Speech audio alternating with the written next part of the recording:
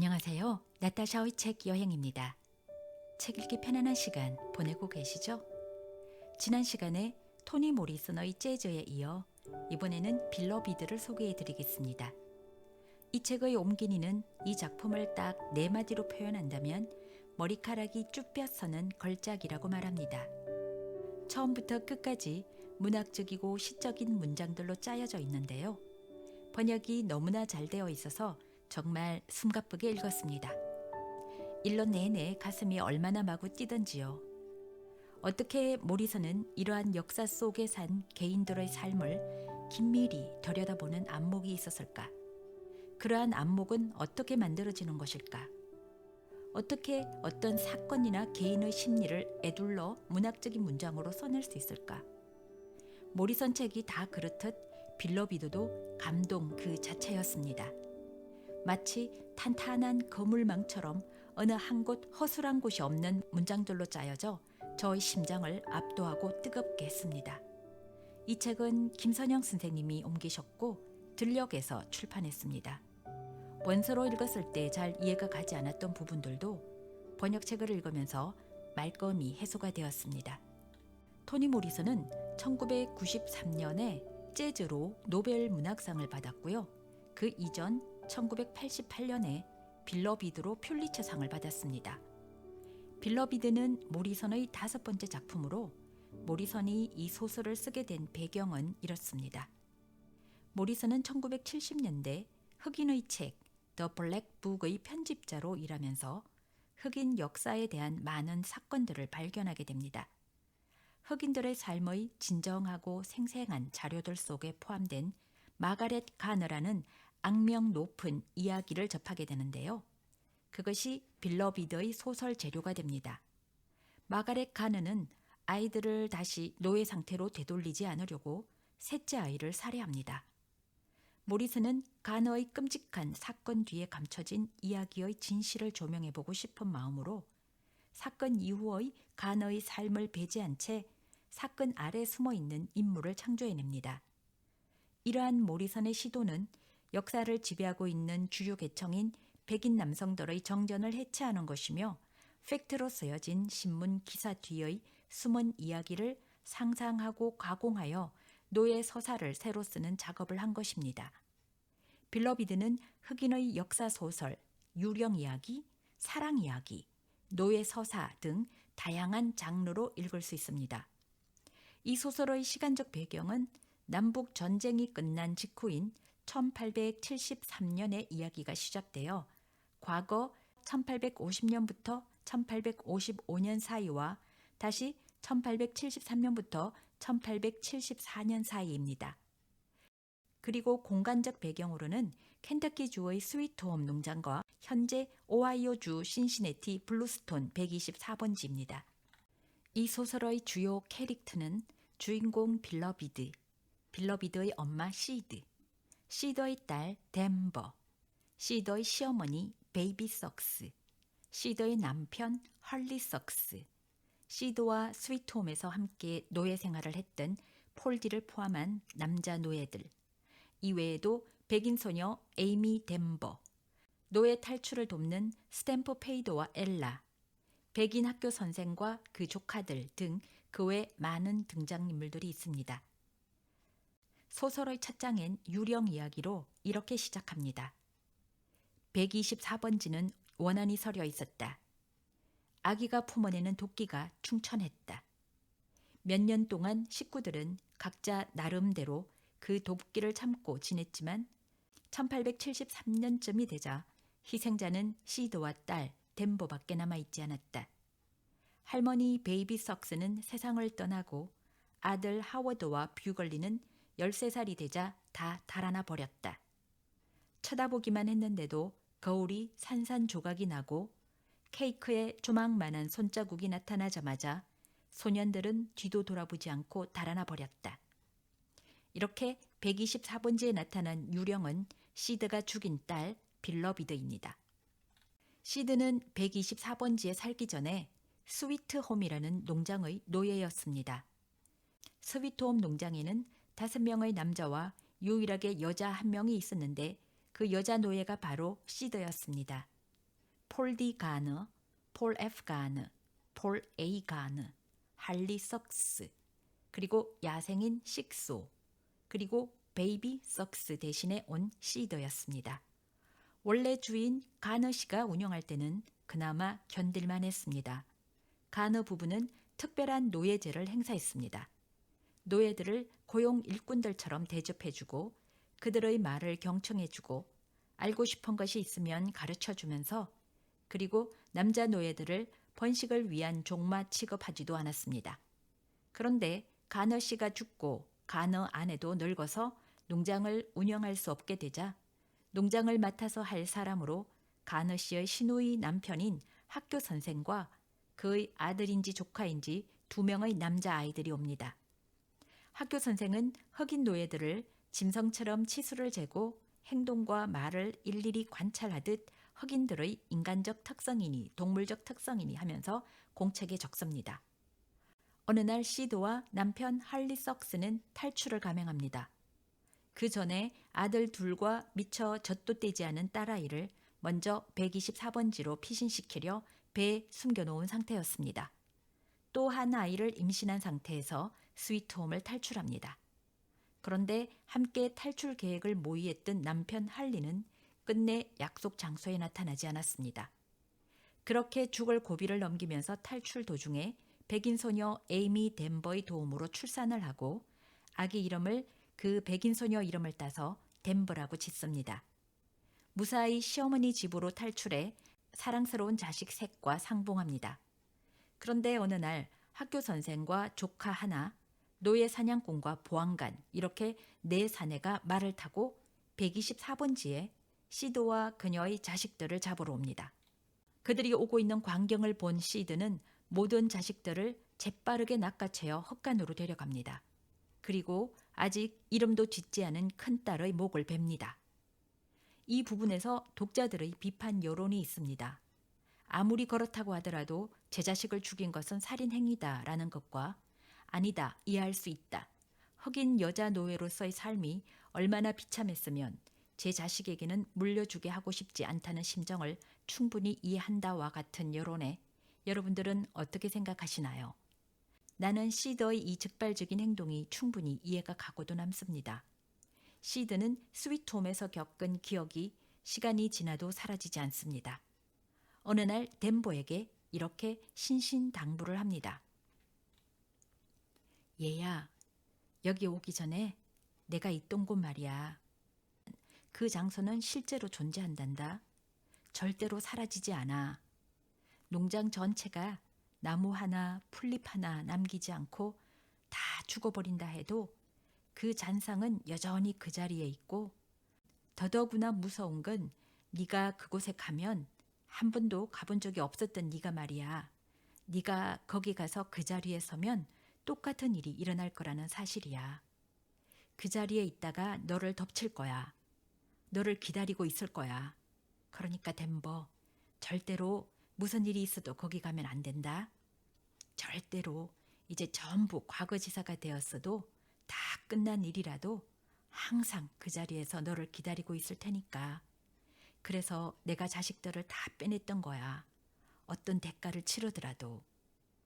자식들은 절대 자기와 같은 노예로 만드느니 죽이는 게 낫겠다고 그 적시 판단을 한 것입니다.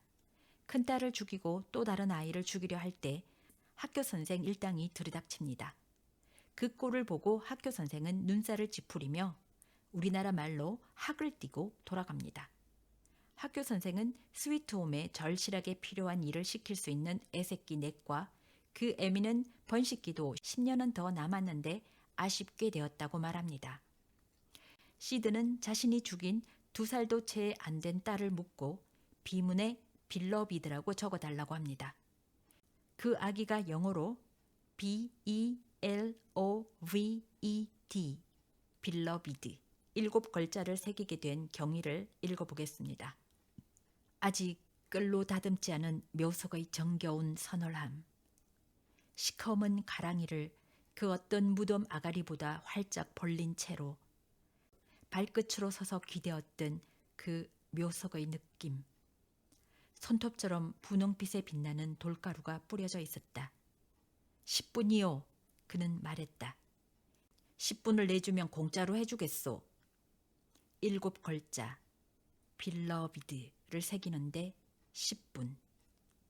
10분을 더 내줬으면 한없이라는 글자도 새길 수 있었을까? 그때는 차마 물어보지 못했는데 그럴 수도 있었다는 생각은 그 후로 계속해서 그녀를 괴롭혔다. 20분, 아니 30분이라도 시간을 냈더라면 빠짐없이 다 새길 수도 있었을 텐데. 장례식에서 목사님이 하신 말씀을 한 글자도 빼놓지 않고 아가의 묘석에 새길 수 있었을 텐데 그게 한이 되었다. 한없이 사랑받은 내 아기라고. 하지만 결국은 그나마 감지덕지 새겼던 글자는 중요한 한 단어, 빌러비드, 사랑했던 내 아기 뿐이었다. 비문을 새기는 사내와 묘석들 사이에 움쭉달싹 못하고 끼어 있으면서 그거면 충분하다고 생각했었다.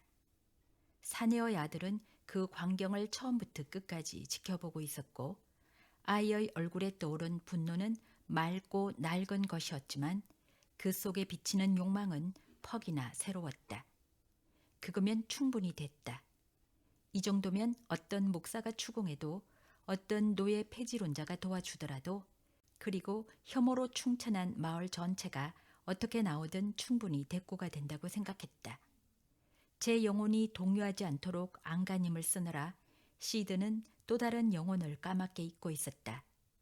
그녀의 딸, 어린 아기의 영혼을. 그렇게 조그만 아기가 그리도 큰 분노를 품고 있을 줄이야 누가 생각이나 했겠는가. 묘비명 새기는 사녀의 아들이 빤히 보는 앞에서 묘비들 사이에 움쭉달싹 못하고 끼어 있던 그 정도로는 턱도 없었다. 목 잘린 아기의 분노로 불구가 된 집에서 평생을 살아야 하는 건 물론이고 별 같은 돌가루가 박힌 새벽빛이 묘석에 기댄 채 가랑이를 무덤처럼 활짝 벌린 채 숨도 못 쉬고 짓눌려 있던 10분은 전 생애보다 더 길었고 삶보다 더 생생했고 기름처럼 손가락을 적시던 아기의 피보다 더 뜨끈뜨끈하게 맥박쳤다. 이처럼 시드는 아기에게 묘비명을 새겨주기 위해 공동묘지에서 몸을 팔 수밖에 없었습니다.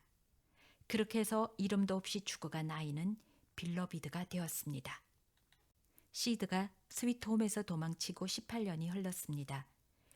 그동안 시어머니 베이비 석스도 죽고 124번지에서 시드는 딸 덴버와 유령과 함께 살고 있습니다. 그래서 그 집을 귀신 들린 집이라고 모두들 지나가기조차 꺼려합니다. 그러던 어느 날 스위트홈에서 함께 지냈던 폴디가 찾아옵니다. 시드는 탈출을 하는 날 남편 할리가 약속 시간에 나오지 못한 이야기를 폴디에게 듣게 됩니다. 그날의 기억을 시드는 무엇 하나 놓치지 않고 기억하고 있습니다. 이런 우라질, 이끼 낀 이빨을 한 남자의 2명의 기억으로 꽉 차 있단 말이야. 한 놈은 내 젖가삼을 빨고 다른 놈은 나를 움직이지 못하게 붙들고 있고 책을 읽는 아이들의 교사는 그걸 지켜보며 글을 썼단 말이야. 빌어먹을. 시드가 학교 선생의 조카들에게 저설 강탈당하는 꼴을 그녀의 남편 할리가 헛간에서 목격한 후 그 충격으로 실성하여 탈출할 약속 장소에 나오지 못했던 거라는 것을 알게 됩니다. 덴버는 베이비 석스 할머니가 돌아가시기 아주 오래전부터 거의 12년 동안 124번지를 방문한 사람이 없었기 때문에 폴디가 온 것을 무척 낯설어 합니다.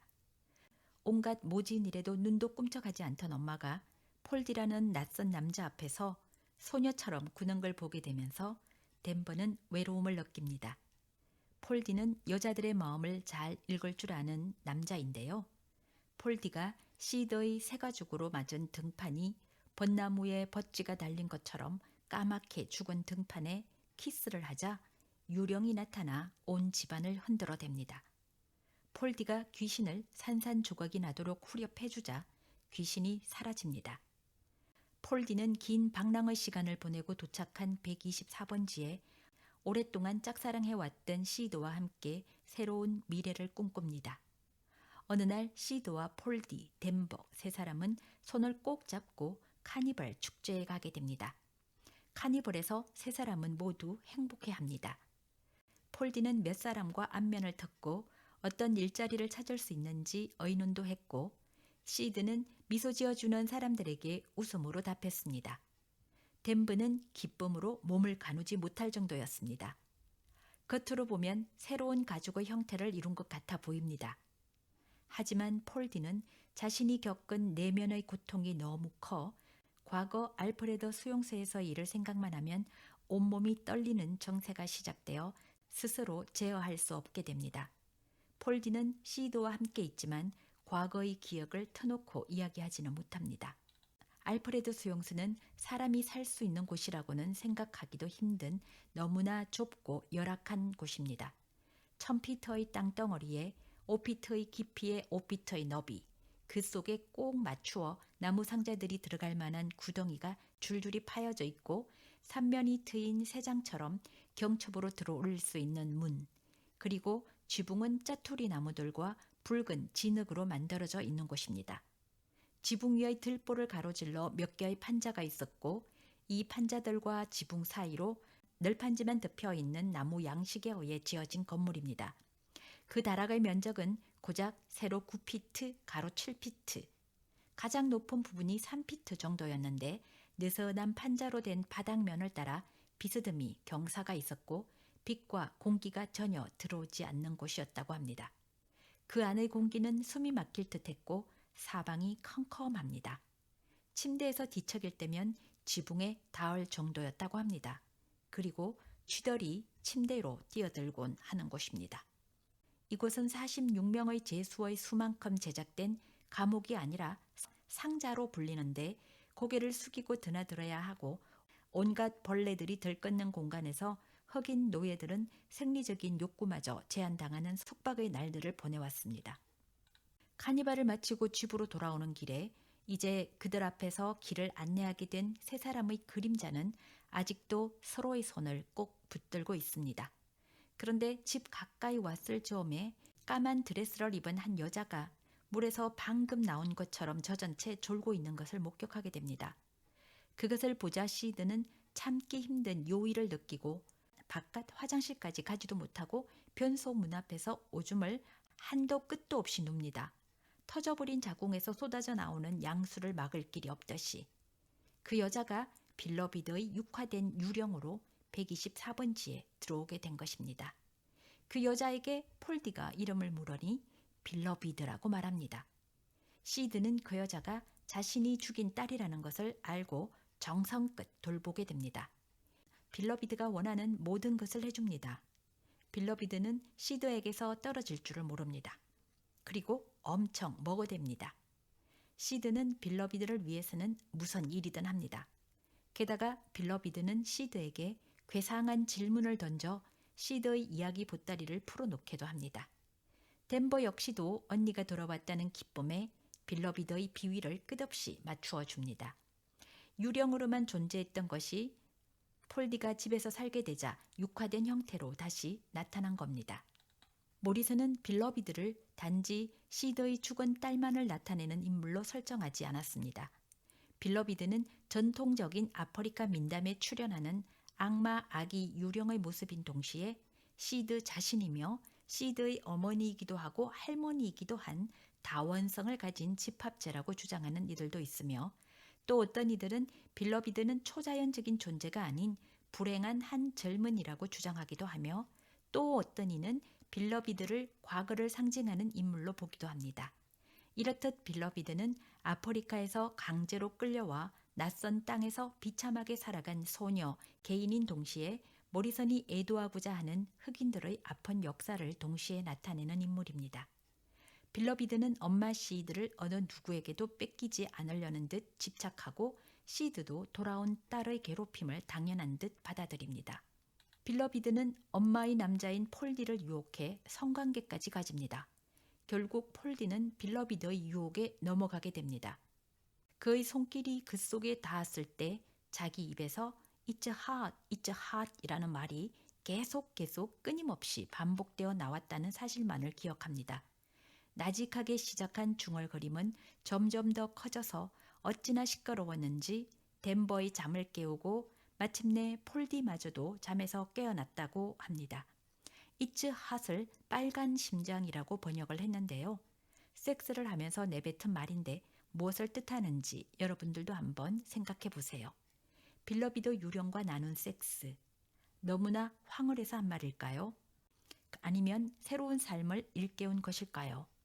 어찌되었든 이 일과 또 동네 영감에게 시드가 영아를 살해했다는 이야기를 듣고는 폴디는 124번지를 떠나갑니다. 카니발 축제 때 폴디 덕분에 저 밖에서 살아갈 수 있는 세상이 있다는 확신을 가졌었는데 빌러비드가 돌아온 후 그것이 실수였다고, 사실 잘못된 생각이라는 걸 알고 있었으면서 문 밖에 무슨 일이 일어나건 그건 자신과 상관없는 것, 세상은 이 방 속에 있는 거야 라며 이곳에 있는 게 전부이고 또 이거면 충분하다고 되뇌이며 바깥 세상과 또다시 스스로를 단절시키고 고립된 세상으로 되돌아갑니다. 빌러비드와 시드는 남자들처럼 개글스럽게 정신없이 먹어치우고 말도 없이 같이 있다는데 만족하며 서로의 눈을 들여다볼 기회에 감사해 합니다. 시드와 빌러비드 그리고 덴버는 서로 질기게 결합되어 있습니다. 그들은 서로에게 끈질긴 집착을 합니다. 시드의 독백 부분을 한번 들어볼까요? 빌러비드, 그 애는 내 딸이에요. 그 애는 내 거야. 봐요. 제 의지대로 기꺼이 내게 돌아왔잖아요. 그 애에게 굳이 아무것도 설명하지 않아도 돼요. 전에는 설명할 시간이 없었어요. 빨리 저질러 버려야 했으니까. 그 애는 안전해야만 했으니까. 그 애가 있어야 할 곳에 둔 거예요. 하지만 내 사랑이 워낙 질겨서인지 이제 그 애가 돌아왔네요. 폴디가 그 애를 쫓아냈기 때문에 그 애는 어쩔 수 없이 사람이 되어 돌아올 수밖에 없었나 보죠. 이 세상 어떤 엄마가 딸을, 자식을 돌본 것보다도 더 그 애를 잘 돌봐줄 거예요. 내가 낳은 자식들 아니면 앞으로 누구도 내 젖을 빨지 못하게 할 거예요. 사랑이 숨막힌다고 했던가? 내 사랑이 너무 짙어서 숨막힌다고? 자기가 그걸 어떻게 알아? 세상에 자기가 목숨마저 촉에같이 내던질 정도로 사랑하는 사람이나 있단 말인가? 묘석에 글씨를 새겨달라고 낯선 이한테 음부를 내어줄 수 있을까? 다른 길이 있었을 거야 라고 그는 말했지. 틀림없이 다른 방법이 있었을 거야 라고. 학교 선생이 우리를 끌고 가는 대로 두고 엉덩짝의 치수를 재게 하고 결국 매질로 엉덩짝이 갈기갈기 찢길 때까지 그냥 내버려 두는 길 말이야? 내가 다 당해봐서 알아. 세상에 두 발로 걷는 인간이건 쫙 뻗어 쓰러진 시체건 너한테 그런 기분을 느끼게 만들 수는 없는 거야. 절대 너는 안 돼. 내 자식은 절대 안 돼. 네가 내 거라는 얘기는 나도 네 것이라는 말이란다. 내 자식들 없이는 절대 숨을 쉬지 못할 거야. 다음은 덴버의 독백입니다. 빌러비드는 우리 언니예요. 저는 엄마의 젖과 함께 언니의 피를 삼켰답니다. 나는 엄마를 사랑하지만 엄마가 딸 하나를 제 손으로 주겠다는 것도 알아요. 엄마는 내게 한없이 다정하지만 그래서 나는 엄마가 무섭기도 해요. 엄마는 오빠들도 죽일 뻔했는데 그러지 못했고 오빠들도 그걸 잘 알고 있지요. 난 언니를 사랑해요. 사랑해요. 정말이에요. 언니는 나와 놀아주고 필요할 때 언제나 곁에 있어 주었어요. 언니는 내 거예요. 빌러비드. 언니는 내 거예요. 다음엔 빌러비드의 독백인데요. 빌러비드의 독백은 구두점이 없고 논리에 닿지 않는 문장들의 연결로 이루어져 있습니다. 빌러비드가 2살이 되기 전에 죽은 아기 유령이기에 그를 표현할 수는 없었겠죠. 위에서 빌러비드는 다원성을 가진 집합체라고 말했듯 빌러비드의 독백 부분에서는 엄마에 대한 애착이나 집착 그리고 노예선의 끔찍한 이야기를 합니다.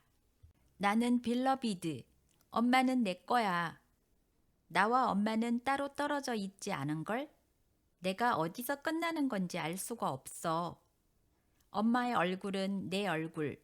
엄마의 얼굴이 있는데 가고 싶어. 엄마 얼굴을 바라보고 있으면 얼마나 말 못하게 좋을까? 모든 건 이제 지금 언제나 지금 아무리 오랜 시간이 지나도 나는 여전히 쭈그리고 앉아 있는 다른 사람들을 보고 있어. 내 얼굴 위의 남자는 죽었어. 그의 얼굴은 내 얼굴이 아니야.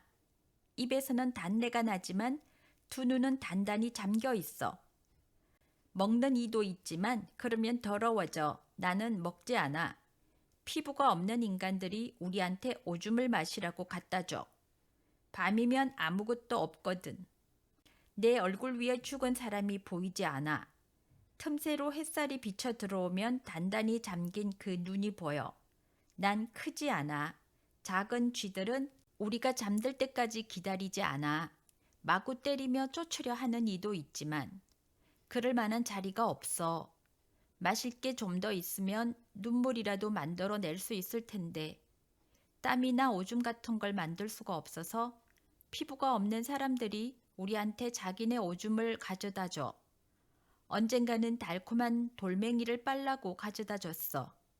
우리는 모두 사체를 남겨놓고 저성으로 가려고 애쓰고 있는데 내 위의 남자는 결국 해냈지.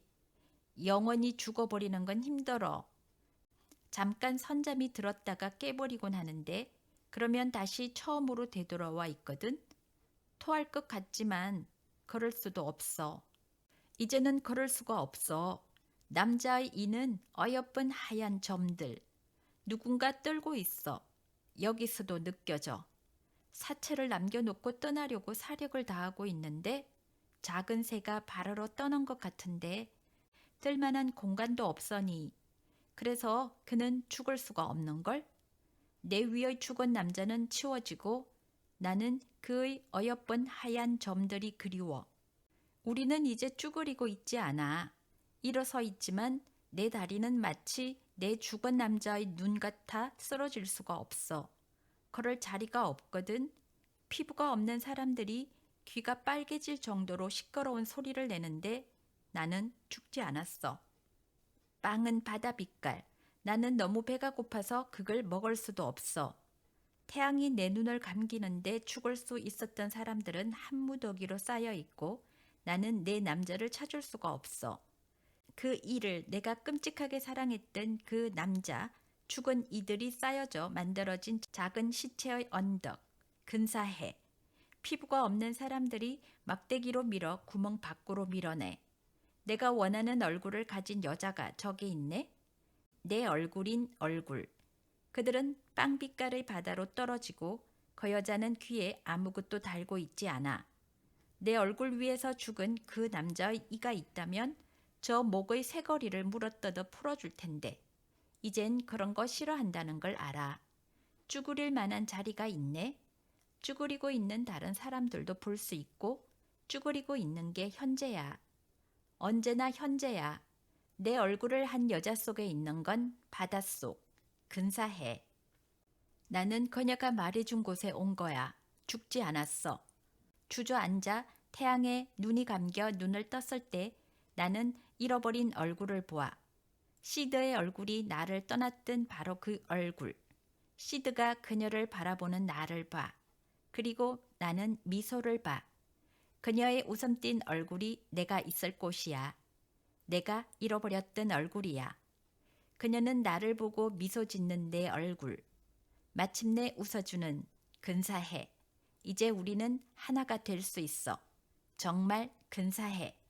한편 동네를 떠돌아다니던 폴 디는 스탬퍼 영감에게 시더에 관한 모든 이야기를 듣게 됩니다. 그리고 빌러비드에 관한 이야기도 듣게 되는데요. 스탬퍼의 말에 의하면 빌러비드가 온 지난 8월의 축제날 즈음에 디어 크리크 근처에 백인들한테 감금되어 있던 처녀가 있었는데 지난 여름에 주인은 시체로 발견되고 처녀는 사라졌다고 합니다. 어쩌면 빌러비드가 그 처녀일지도 모르겠다고 말합니다. 또한 폴디는 스탬프 영감이 시드가 미쳐서 자기 딸을 죽은 게 아니라 애들을 너무나 사랑해서 그런 일을 저질렀다고 말해줍니다. 폴디는 그 이야기를 듣고 전율이 온몸을 훑고 지나갑니다. 그는 영감에게 이렇게 묻습니다. 이거 하나만 말씀해 주세요. 깜둥이는 얼마나 많이 참아야 하나요? 말해 주세요. 얼마나? 참을 수 있을 만큼 참아야지. 참을 수 있을 만큼. 왜요? 라고 되뇌이며 폴디는 묻고 또 묻습니다. 124번지는 완전한 고립 상태라 이제 먹을 것도 다 떨어집니다.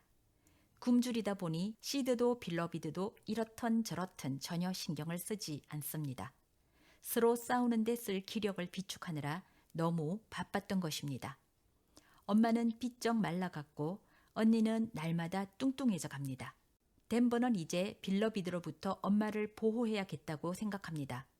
그래서 덴버가 세상 끝으로 발을 내디뎌야 할 때가 온 겁니다.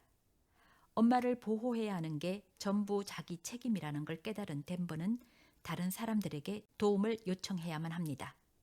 덴버에게 124번지에서 현관문을 나서는 일은 벼랑 끝 같이 느껴집니다.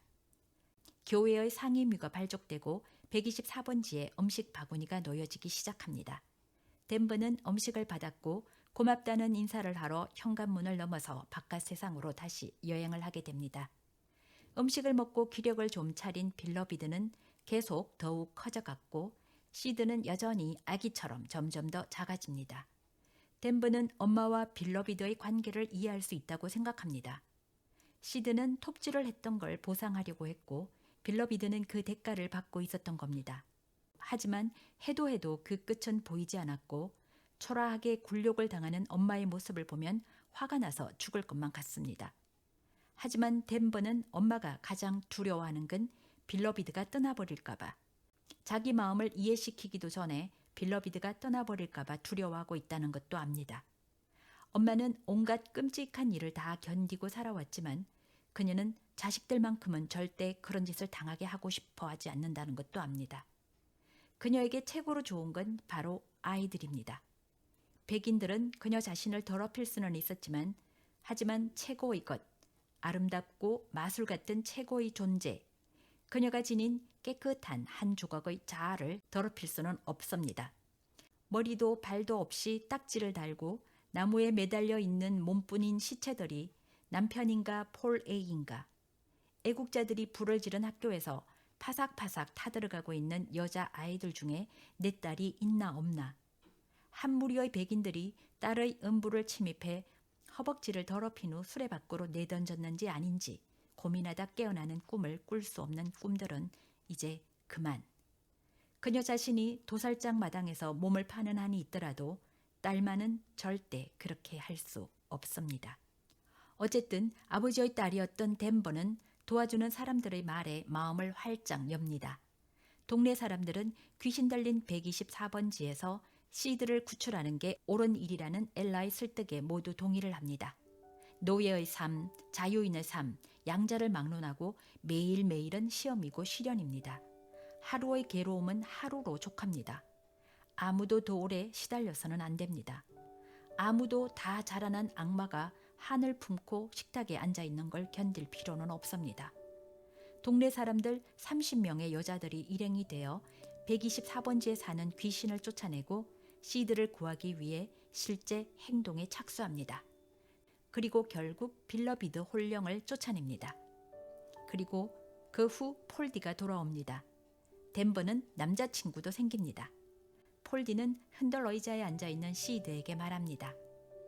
시드, 당신하고 나, 우리한테는 누구보다 어제가 많아. 이제 어떤 식으로든 내일이 필요해. 당신이 제일 귀해. 시드, 당신이. 폴디의 든든한 손가락이 그녀의 손을 잡고 놓지 않습니다. 이렇게 소설은 마무리합니다. 폴디가 빌러비드와 섹스를 하면서 소리쳤던 It's hot을 지금 제가 소리치고 싶습니다. It's hot, it's hot, 토니 모리슨. 지금까지 나타샤의 책 여행이었습니다.